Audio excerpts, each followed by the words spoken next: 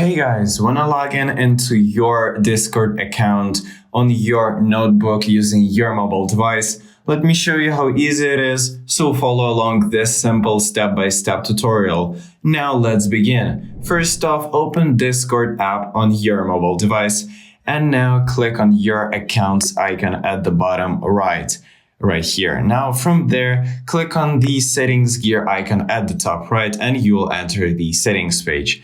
From there, find the option called Scan QR Code and just give it a tap.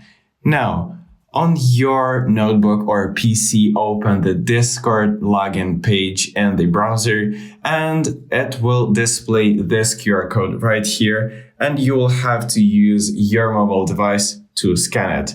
Now click on the login option to complete the login process, click start the talking, and that's pretty much it, guys. Now you have successfully logged in and thank you for watching. So subscribe for more tips.